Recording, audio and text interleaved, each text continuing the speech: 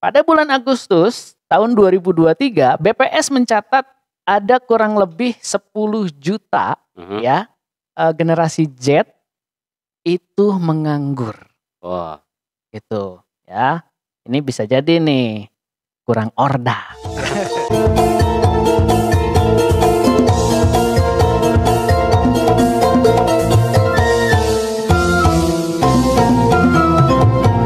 Oke, belakangan ini Mang lagi ramai di beberapa platform di sosmed, khususnya orang mantau di X ya, Di X. atau di Twitter. Ada sebuah program acara yang disiarkan di YouTube itu mempertarungkan ya mahasiswa-mahasiswi terbaik se-Indonesia yang dimana ini sangat mencuri perhatian ya karena dari berbagai negara juga ada ya selain di Indonesia. Nah, untuk berkompetisi dalam berbagai tantangan akademik dan non akademik. Nah, ini yang lagi rame diperbincangkan. Yang jadi ramenya naon gitu, Mang? Yang jadi ramenya adalah orang baca nih ya dari awalnya orang baca dari bukan status ya berita lah ya, berita online dari IDN Times. Mereka menaikkan satu artikel atau berita salah satu peserta yaitu Safiera yang ternyata adalah adik ipar dari salah satu founder Ruang Guru. Nah, sebetulnya si IDN Times ini tidak menyebutkan secara langsung bahwa ini loh ada terindikasi Safiera ini adalah hasil dari intervensi orang dalam, terlebih di Ruang Guru. Tapi netizen kita tahulah ya, netizen kita seolah bahwa si Safiera ini ini mah karena ada faktor orang dalam, jadi dia bisa masuk ikutan di kompetisi tersebut gitu. Ngomong-ngomong tadi si Safiera itu memang hubungannya apa dengan si Ruang Guru tadi, Mang? Oke, orang harus kalau istilah Sunda pancak kaki ya. Jadi Safiera ini salah satu mahasiswa yang terpilih ya. Dia mahasiswa dari universitas yang ada di Korea Selatan tentunya ya, bukan Korea Utara. Bisa keluar. Mahasiswa terbaik Korea Selatan yaitu dari KAIS ya. KAIS itu Korean Advanced Science and Technology kalau nggak salah ya. Nah, ini dia terpilih menjadi salah satu peserta dari sebuah acara tersebut yang diadakan oleh Ruang Guru.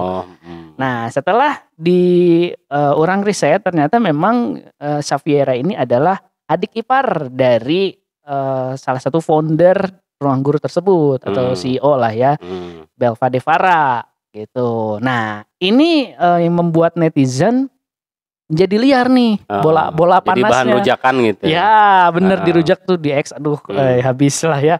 Nah, bahwa Safiera ini bisa lolos tuh karena faktor kakak iparnya. Gitu. Padahal secara artikel di IDN Times tersebut itu mereka tidak menyebutkan, hanya menyebutkan silsilah keluarganya, terus ya memang berprestasi sih, menurut orang cocok, memang layak. Safiera ini menjadi salah satu peserta di ajang tersebut, gitu. Nah, untuk FYI juga nih untuk dulur mamang bahwa ajang tersebut sebutkan tuh. Ya, kompetisi tersebut itu memang gak tahu sih diadaptasi atau enggak, karena orang pernah nonton drama Korea, judulnya University War. University War itu ya hampir sama, jadi mahasiswa-mahasiswi terbaik di Korea Selatan itu ditarungkan ya untuk menyelesaikan berbagai macam tantangan yang non akademik dan akademik tentu. Mulai dari penjumlahan, terus penghitungan yang biasa ada di kontennya Jerome Pauline, tahu? Iya. Nah, seperti itu, ngitung bilangan ini. Nah, ini mungkin menurut orang acara yang diadakan oleh Ruang Guru itu mengadaptasi dari Korea, drama Korea University War. Oh, bisa jadi gitu. Karena ya hampir sama sih secara pola ya. Jadi si Ruang Guru ini mengumpulkan mahasiswa-mahasiswi terbaik se-Indonesia yang ada di Indonesia untuk bertarung lah ya istilahnya gitu. Wah, idenya IPK-nya juga rata-rata 3,6 ke atas, Mang. Bahkan ada yang 4.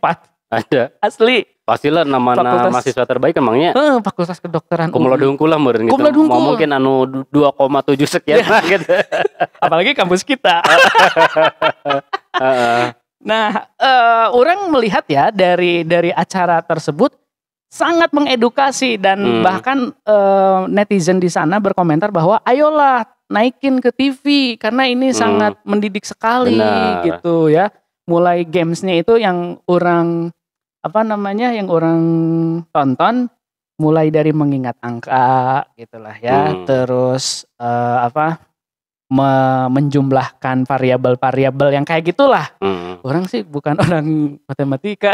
Gitu. Jadi ini namanya itu teh seperti game-game edukatif gitu Ya, emangnya. bener. Memang orangnya setuju lah misalnya tadi aya nu komen bahwa mending ditaikeun ke TV karena memang mengedukasi. Ya perlu oke sih ya, justru karena kita akan lebih bangga dengan pertelevisian gitu ketika diisi dengan acara-acara yang mengedukasi, Mang. Karena kita lihat, mohon maaf ya, beberapa kuis kan hanya fun saja, seru-seruan saja gitu. Tapi kuis-kuis anu bernilai edukasinya mungkin masih rada kurang gitu, Mang, untuk di TV kita mah gitu. Dulu ada yang seperti itu yang dibawakan oleh Pak Helmi Yahya, itu Siapa Berani. Itu seperti itu kan, kuisnya tuh ada sih.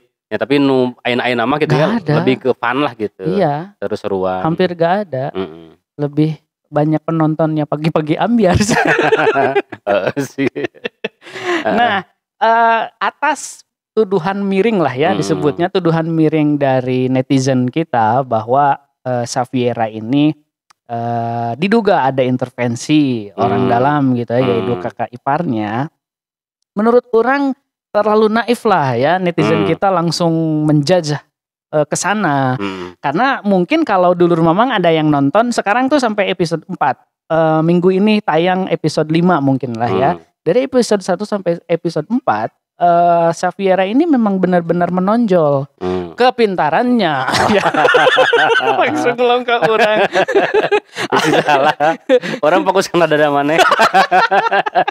Apalagi nih, Mang ya, ada satu games yang Xaviera ini sangat dominasi di games tersebut. Bayangkanlah gini, Mang, ada games di mana games tersebut harus menghafalkan ya lukisan dari negara mana, siapa pelukisnya, tahun berapa lukisan tersebut dibuat, kapan, tahun berapa si pelukis itu lahir, dan tahun berapa si pelukis itu meninggal.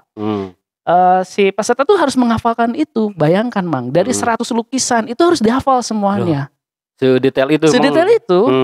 Nah, di game tersebut Xaviera ini memang cukup dominan gitu, yang mengantarkan grup atau timnya dia tuh melaju atau lolos ke babak berikutnya. Itu ditanya Mang masing-masing itu? Enggak, jadi sama panitia tuh ditampilin satu lukisan. Just misalkan lukisan Da Vinci atau lukisan siapa tuh yang paling populer tuh? Mona Lisa. Ditanya siapa gitu pelukisnya? Terus tahun berapa lukisan ini dibuat? Tahun berapa pula pelukis Mona Lisa ini lahir, dan tahun berapa pelukis Mona Lisa ini meninggal. Coba, itu 100 lukisan harus dihafal. Tapi itu dina telingana indikasi ayam mikrofon. Ayam enggak ada. Oh, berarti lemun enggak ada mah memang dia pintar gitu. Dasarnya seperti itu. Ya.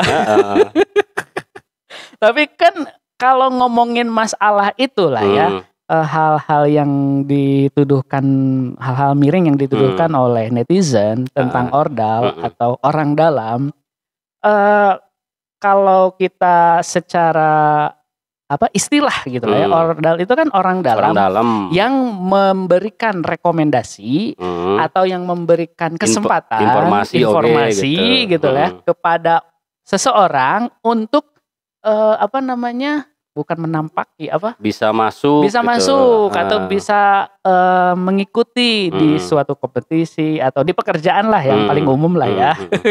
Nah, itu orang dalam. Mungkin istilah kerennya adalah networking lah.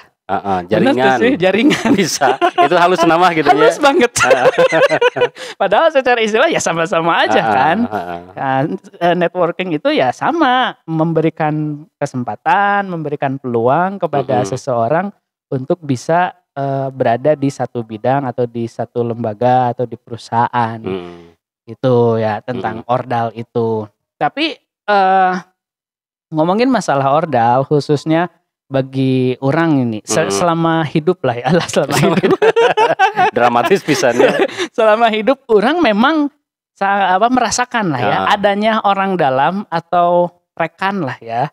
Rekan yang merekomendasikan orang misalkan kerja di sini atau aktif di organisasi ini. Salah satunya kan organisasi di kampus, Bang. Itu yang hijau. Benar-benar. Nah, itu kan satu itu ya terasa bagi orang. Terus terlebih setelah orang bekerja itu lumayan Mang powernya gitu si orang tersebut gitu. Orang pernah, nah ini ke cerita orang dulu ya. Boleh sok. Nah, cerita orang di salah satu ajang pemilihan pelajar untuk ikut siaran ini sebenarnya udah dibahas ya. Tapi orang baru kali ini cerita lebih jauh lagi, lebih dalam lagi. Jadi ternyata orang baru tahu Mang ya. Kumaha. Orang terpilihnya sebagai pelajar yang boleh ikut siaran di radio tersebut. Ternyata ada paman orang di dalam deh. Di dalam. Jadi kan itu yayasan lah ya. Yayasan punya radio ya yang dikelola oleh mahasiswa di sebuah kampus yang dinaungi yayasan tersebut. Nah, paman orang bekerja di koperasi yayasan itu ternyata. Bisa dititipkan bermain tiketnya. Walau orang nggak tahu dan yang jadi pertanyaan orang kok paman orang tahu bahwa orang ikut kompetisi tersebut. Padahal mana sebelumnya tuh ngobrol gitu. Enggak ngobrol. Nitipkan CV atau kumagi. Nitip ceritaan gitu. Enggak ngomong. Nah, tapi tahu gitu akhirnya. Tahu akhirnya setelah orang beberapa tahun ke belakang ada alumni tutor orang atau guru orang yang kebetulan mengajar di kompetisi tersebut lah gitulah. Jadi setelah terpilih itu kan ada masa pembelajaran kita digembleng gitu. Ngomong ke orang, Mang tahu gak maneh teh pas pemilihan ini Mang maneh. Oh, aku ternyata punya paman. Gitu, itu satu. Meskipun orang nggak tahu ya selama perjalanan orangnya nothing tulus aja, memang hanya ikutin prosedur yang ada gitu ya. Untuk gitu. dispesialkan tiba-tiba naik gitu di akhir tentunya. Iya. Dan memang setelah orang ingat-ingat setelah ngobrol dengan si tutor tersebut, oh dulu orang pernah dikasih uang 5.000 setelah siaran. Kata penyiar senior di sana, nih ada uang, titipan uang 5.000 buat kamu katanya tuh. Orang masih kelas 2 SMA lah dulu tuh. 5.000 tahun seberapa sih? Kelas 2 SMA 2002.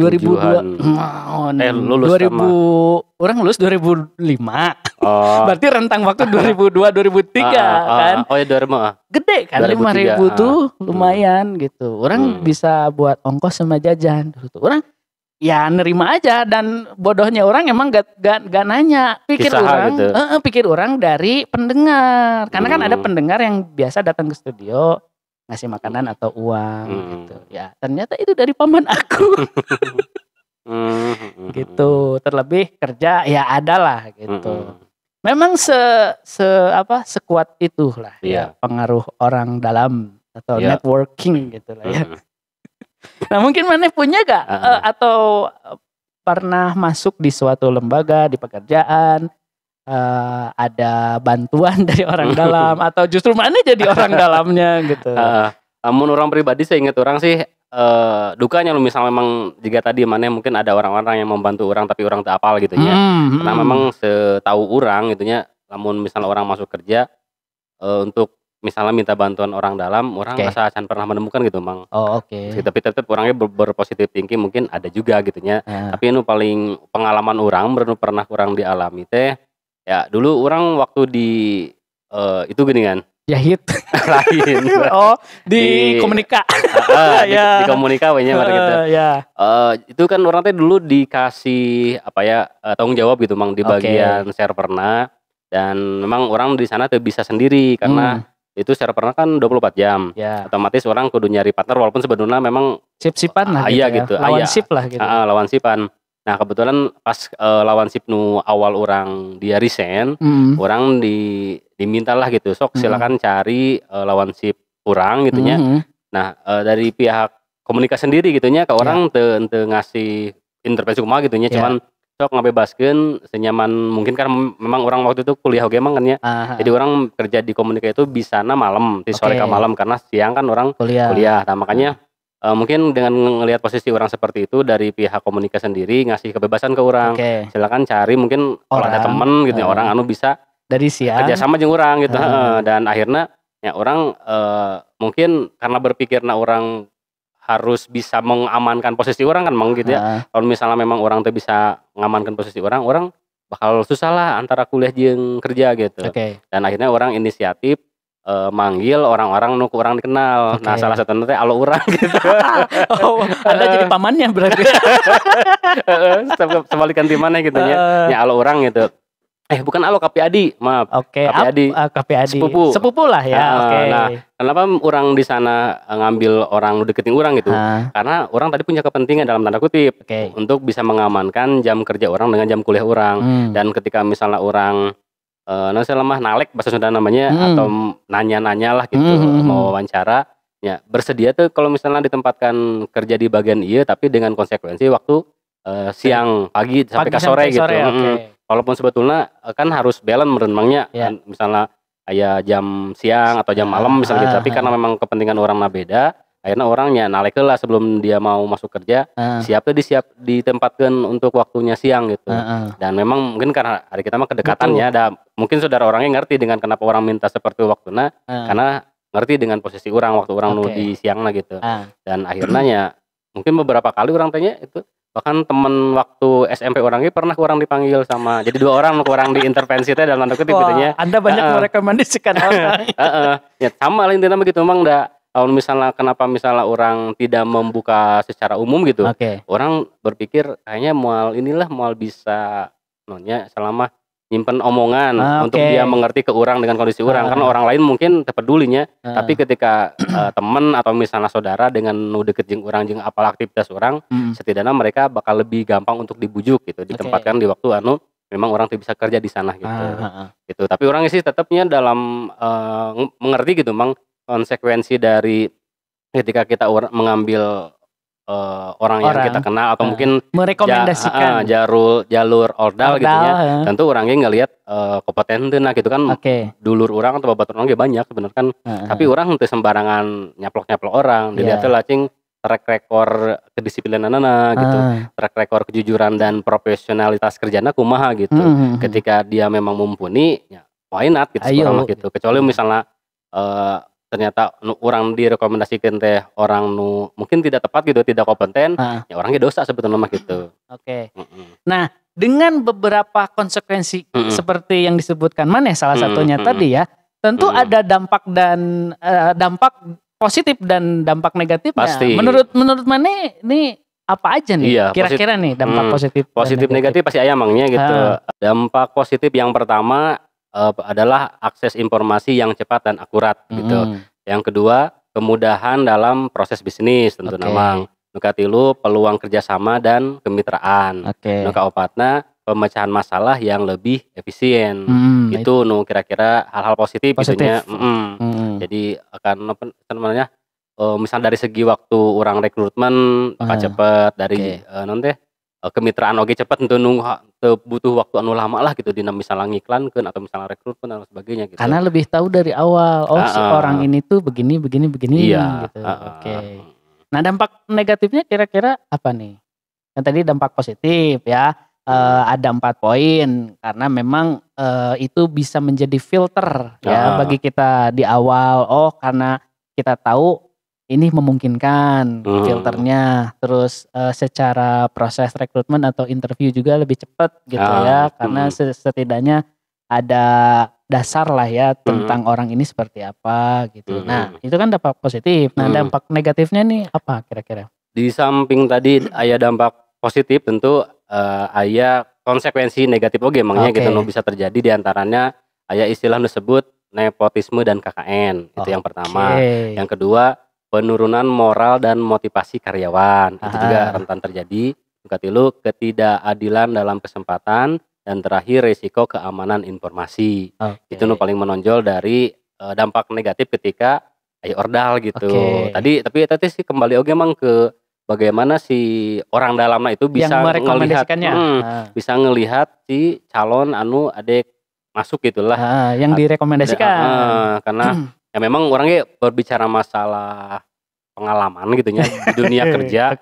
Memang sedikitnya memang ada perbedaan gitu memang ketika memang seorang itu merupakan pekerja yang dia kayak pure lah gitu murninya dengan perjuangannya, dengan kerja kerasnya dia ingin menggapai sesuatunya misalnya katakanlah untuk bekerja gitu Mang. Ketika dia sudah susah payah untuk bisa bekerja di tempat itu misalnya rata-rata aslinya ya dia pun akan menghargai posisi dan pekerjaannya gitu Mang. Tapi kadang-kadang gitu ya walaupun tidak semua ada cerita ketika orang itu direkomendasikan dengan orang dalam tetapi memang mungkin di sana tidak kompeten Mang ya, tidak siap lah katakan seperti itu dari segi mental, dari segi apapun gitu ya. Ya kadang-kadang sok beda gitu tadi. Misalnya ngerasa da ima aya dulur orang di jero. Jadi kadang-kadang dia seenakna apalagi lamun misal dulur nanti emang anu lebih luhur gitu. Atau pengawas sebagainya gitu ya. Kemudian kadang-kadang dalam ini emang dari segi psikologi pekerja gitu. Beda lah. Orang mah kan misalnya orang-orang anu bener-bener berjuang dari nol mah gitu ya. Tadi mental nanti beda gitu. Kebentuk ya. Tapi dengan orang-orang yang tadi instan katakan gitu ya. Dan kebetulan tidak kompeten juga. Itu akhirnya emang jadi kumahanya asa seenakna aing we gitu. Bener. Ketika diajak komunikasi susah. Ketika misalnya contohnya kita ada deadline gitu ya. Lamun orang nunges kabina ieu mah gitu nya si mentalna dari awal dari nol merasakan bagaimana perihna perjuangan orang yang dapat pekerjaan itu dia bisa profesional gitu. Tapi untuk orang-orang yang instan tadi ada susah Bang. Biasanya effortless. Ada susah jadi cuek-cuek kumaha gitu. Akhirnya kan secara tidak langsung ngaganggu oge sih kan lain gitu Mang. Apalagi lamun misalnya pekerjaan teh bersifat kolektif misalnya gitu. Kolektif kolegial. Kolektif artinya misalnya ada pekerjaan dari beberapa individu harus dikumpulkan gitu.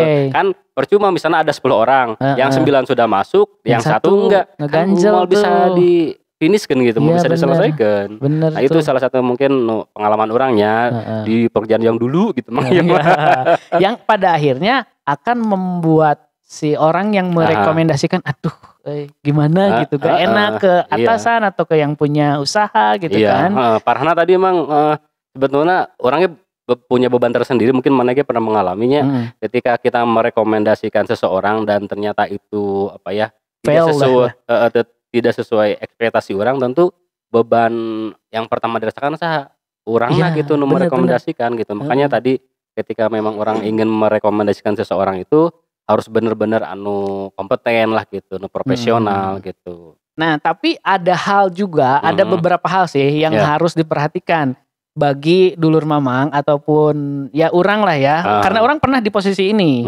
pernah menjadi orang yang direkomendasikan dan orang pernah jadi orang yang merekomendasikan. Lengkap bener. Nah, yang harus dijaga beberapa poin atau adab lah ya, adab itu yang ketika kita posisinya direkomendasikan oleh seseorang, entah itu paman, entah itu teman dekat, entah itu bapak gitu ya. Langkah-langkah yang harus dilakukan ketika kita sudah masuk di suatu lembaga, perusahaan ataupun apapun itu, yang pertama ini harus tetap profesional. Betul. Yang kedua, tunjukkan kualifikasi kita ya dengan maksimal. Dan selanjutnya itu bersikap terbuka, be honest atau jujur. Dan selanjutnya hindari terlalu bergantung pada orang yang merekomendasikan. Itu yang keempat. Dan yang kelima, tunjukkan komitmen serta motivasi. Dan yang terakhir, siapkan diri untuk penilaian yang objektif.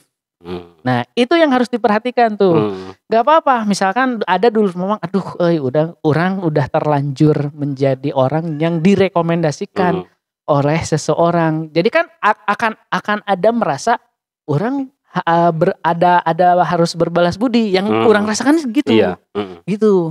Nah, itulah pegang 6 poin tadi gitu ya. Jadi walaupun misalnya memang orang rekomendasikan orang dalam, sebenarnya dibilangnya boleh sih emangnya dalam aturan pekerjaan banyak kan, mungkin ini bukan rahasia umum, tapi tadi orang itu kan harus dilihat dulu kan, kompeten tidak, apalagi tadi dengan poin-poin kemana disebutkan, kudu profesional, terbuka, terus memang orang yang punya kompetensi gitu lah, sampai ketika orang memaksakan seseorang melalui orang dalam atau seperti apa, tapi sebenarnya orang can siap gitu, sesuai dengan kriteria atau tidak sesuai dengan kompetensinya, nu terjadi mah lain ngabantu, justru ngadolim cek orang mah, ya ngadolim ka orangna si anu direkomendasikan gitu kan, jadi terlalu memaksakan gitu, padahal dia can siapan gitu, nu kaduana tadi ngadolim oge ka si anu ngarekomendasikan gitu, jadi beban mental kan ketika misalnya tidak sesuai ekspektasi. Salah dia gitu, mental lagi benang meureun gitu. Nah, ini orang mengingatkan ada sebuah perusahaan yang sangat terkenal nih perusahaannya ya. Seattle banget. Istilah orang-orang tersebut bilang ini perusahaan gak bakalan bangkrut sampai 7 turunan. Di mana si perusahaan tersebut itu memang tidak pernah, setahu orang ya. Atau gak tahu sekarang adalah jarang atulah, bukan tidak, jarang membuka open recruitment secara terbuka, baik itu di website atau di beberapa akun loker Indonesia atau dan lain-lain. Si perusahaan ini gak pernah, karena ternyata si perusahaan ini menanamkan bahwa harus ada saling kepercayaan antar karyawan di perusahaan tersebut. Jadi gini, misalkan Maneh kerja di perusahaan tersebut ya. Oke lah, misalkan punya jabatan level leader lah ya. Ketika ada lowongan atau satu space untuk beberapa orang atau satu orang, jadi si HR itu enggak membuka open recruitment ke umum dulu, jadi di internal dulu. Bapak Zaman, ini ada kesempatan, misalkan di area produksi kita butuh sekian orang. Kali aja Bapak punya rekomendasi saudara, teman, anak, cucu, keponakan dan lain-lain, silahkan dibawa gitu. Dibawa ke sini. Nah, oke lah, misalkan Maneh punya, saya punya misalkan keponakan. Diambillah berkas, ya udah nanti misalkan minggu depan boleh ya diambil berkasnya, diambil lah, diproses sama HR sesuai SOP tentunya. Nah, nanti misalkan singkat cerita keponakan Maneh diterima, masuklah sesuai kualifikasi yang diminta si perusahaan tersebut. Nah, nanti di akhir selain keponakan Maneh akan menandatangani kontrak kerja bersama, PKB, ya kontrak bersama lah ya. Nah, nanti Maneh disodorkan dengan bukan kontrak sih, SPTJM gitu, surat pertanggungjawaban. Iya, bisa jadi lah. Ya sejenis itu. Di atas materai. Yang isinya ini secara ringkasnya ya. Yang isinya kalau ada apa-apa di kemudian hari, misalkan keponakan Maneh membuat kesalahan, melanggar aturan, berbuat asusila, nanti yang akan dipanggil terlebih dahulu bukan keponakan Maneh, tapi Maneh dulu. Oh gitu. Itu di atas materai 10.000, 5.000 udah gak ada, 6.000 gak ada. Itu di atas materai, berat Mang. Nah, maka banyak karyawan yang di sana akhirnya tidak mengambil kesempatan tersebut karena takut bebannya disodor, bebannya seperti itu. Nah, nanti di kemudian hari misalkan maaf nih Pak Jaman, ternyata keponakan Anda ada masalah nih, misalkan target nggak tercapai, ini loh konsekuensinya, ini disebutin. Nah, nanti gimana dari pihak Pak Jaman? Kalau dari HR kita udah jelas ada teguran, terus kalau misalkan tetap seperti itu ada peringatan secara lisan, baru keluar SP1. Biasanya seperti itu. Nah, dari pihak Pak nanti dimintai pertanggungjawaban loh. Dari pihak Pak Jaman apa yang akan dilakukan? Rek banding banding bisa tuh. Gitu loh, Mang. Tidak banyak sehingga karyawan tersebut ya tadi akhirnya enggak deh, saya enggak dulu. Mungkin orang-orang anu yakin dengan nanti nu direkomendasikan ngambil, punya Tapi nu kira-kira sih mah dulu orang aya tapi benculung cancel lah gitu ya. Daripada omongan daripada mengancam karir gitu kan. Tadi Bang berbicara masalah anu rekomendasi cek mana gitu ya. Memang dulu orangnya hampir di beberapa perusahaan gitu ya atau tempat kerja nu orang pernah disambangi gitu digeluti. Memang bukan rahasia umum gitu Mang ketika misalnya ada beberapa perusahaan anu dia ketika dia mau nambah karyawan baru itu pakai sistem tadi tuh ya di internal dulu kan jadi relasi heula kan apalagi biasanya untuk orang-orang yang misalnya ada seseorang gitu nya kemudian seorang itu teh pakailah bahasa Sunda nama jadi kerjaannya bagus gitu. Nah ketika si bosnya itu butuh pegawai lagi biasanya dia sok emang minta gitu jadi kocok lah gitu. Karena ada anggapan oke emang misalnya ketika si bagus mungkin circle lagi bagus gitu. Jadi sistem gitu misalnya imah di sekolah anu misalnya jujur aja di orangnya ketika misalnya ada satu orang alumni dia kerja di sebuah perusahaan teman-teman orang dulu gitunya. Nah ketika si perusahaan itu karena mungkin dia sudah tertarik dengan sosok si teman orang tadi yang merekomendasikannya bukan si orang itu si orang dia direkomendasikan yang kerja itu akhirnya ketika si bosnya butuh pekerja lagi dia minta rekomendasi tidak mungkin, ke yang lain karena mungkin cenah jigana circle ieu bagus balagur seperti apa gitu itu memang tidak dipungkiri Mang gitu jadi hal-hal seperti itu banyak mungkin boleh dicek kemananya kadang ada beberapa misalnya apalagi ini biasa nama di perusahaan-perusahaan anu lokalan gitu Mang jadi bukan pabrik-pabrik badagnya tapi kayak toko atau retail gitu ya tidak sedikit orang menemukan anu kerjaan teh tatangga eta teh salah lemur gitu kan ya mana di Garut loba lah gitu ada. Di toko-toko banyak kan ya jadi pegawai imah orang dihungkul itulah disebut tadi teh korelasi teh networking lah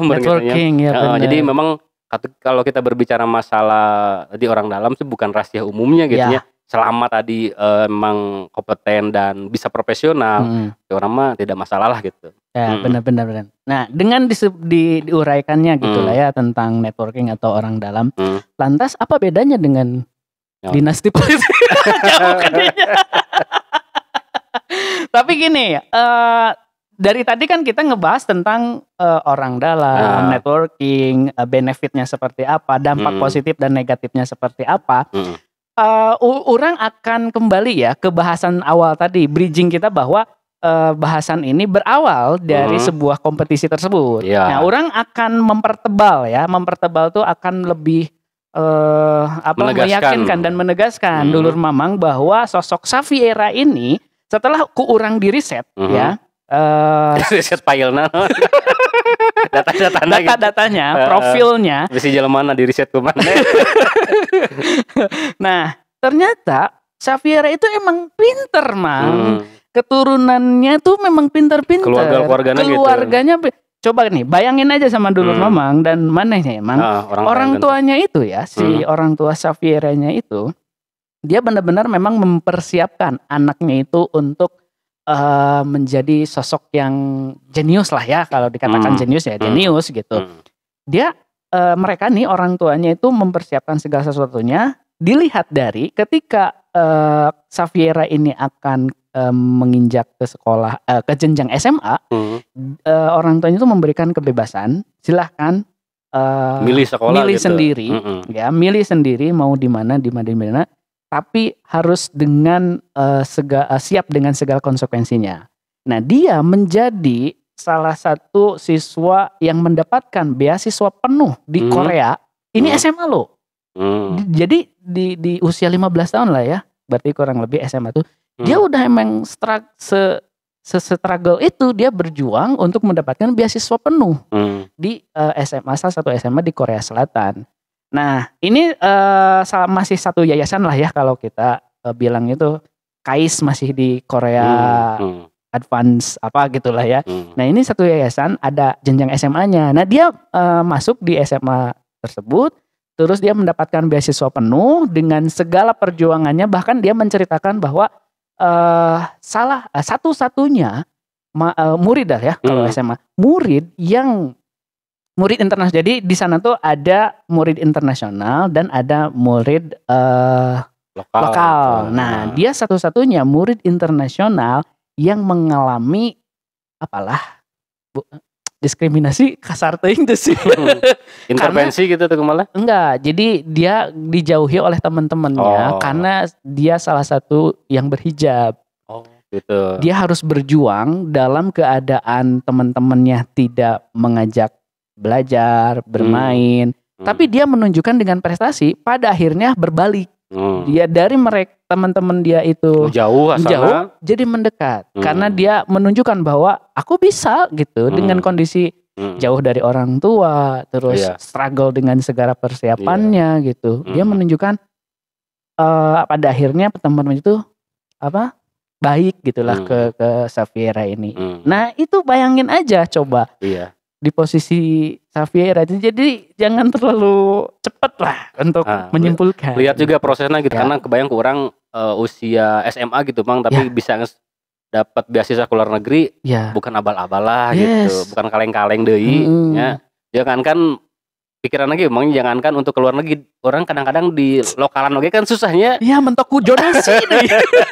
Iya Bang, ke luar negeri kurang kumaha gitu nya. Jadi tadi lihat prosesnya dulu ketika orang ingin ngejudge sesuatu itu, lihatlah gitu prosesnya. Di benar tuh dialog seperti itu. Kalau layaknya udah kita terima gitu.